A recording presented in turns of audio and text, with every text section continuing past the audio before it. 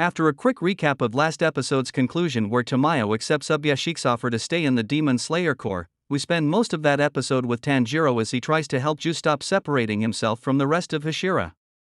This instruction comes from Ubuyashiki himself, but it is not a mandate. Instead, Ubuyashiki worries about Ju and thinks that only Tanjiro can help him overcome whatever is bothering him. Before Tanjiro goes to Ju, one of Butterfly Manor's guardians, suggests that sometimes people want to be alone for some reason and that Tanjiro should not interfere in Ju's affairs. Regardless, as a sign of sympathy, he prepares rice balls for Tanjiro and Ju to try. Ju has always been presented as a frozen person since the first episode. He usually holds his own and doesn't let much get in his way, so it's weird that we've been waiting for this moment for 4 seasons of the entire Hashira-requested backstory. Before we get to what Juliusa is eating, we see Tanjiro constantly annoying Juliusa with his eternal optimism. I get it, Tanjiro is someone who wears his heart on his sleeve and wants the best for everyone, but he can't read a room. You almost feel sorry for Ju, who has to put up with Tanjiro every waking moment, even when he's in the bathroom. He is upset to no end when Ju finally decides to share what is happening. It is in the form of a flashback, of course. Unlike previous Hashira flashbacks like Michiro and Mitsuri, I actually like Ju's flashback because it builds on a lot of already established elements. We learn that Ju and Sabito, the ghost boy who trained Tanjiro at the beginning of the series, were best friends and studied together under former Water Hashira Urokadaki. Sabito was talented while Ju struggled to defeat demons.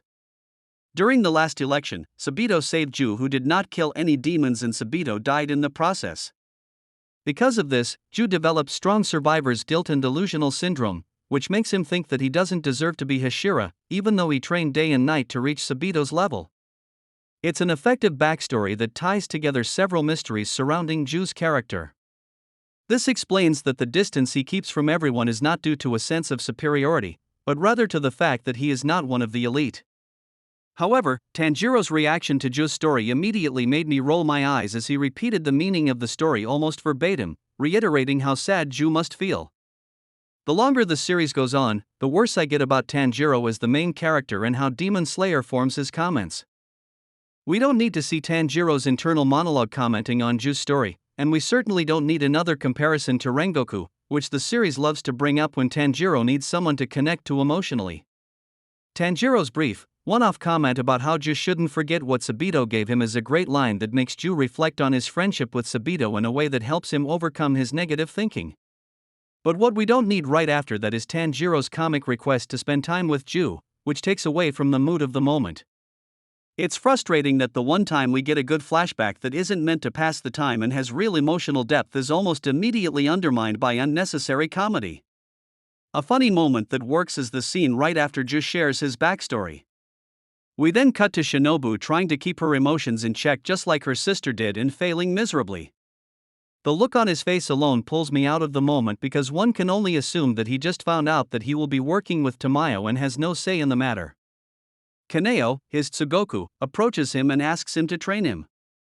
Shinobu refuses, but instead offers a compromise. While Shinobu cannot train Kana before the big battle, she can at least teach Kana how to kill the demon that killed her older sister, the former Leal Hashira. Overall, The Pain of Water Hashira Ju Tomioka is a good episode of Demon Slayer, but it should be good. I'm usually against the backstories this series is known for, but it works here considering how it builds on previously established characters and arcs. Most of my positivity is taken away from me by how the show chooses to add comic relief where it's not needed. Yes, we're at a point in this series where the stakes aren't as high, but undermining significant character drama with a competition and a soba noodle chase isn't the way to go. The next episode seems to begin the training arc in earnest, so here's hoping that with clearer direction, the Demon Slayer can continue to prepare for the final arc in a way that doesn't harm himself. And it happened in Demon Slayer Season 4 Episode 2. Come back and watch the next episode of the season. Hope you like this video. Stay tuned in this channel for latest upcoming updates on this series. And add a bookmark in this channel for further upcoming updates on movies, anime, and web series. Thanks for watching this video.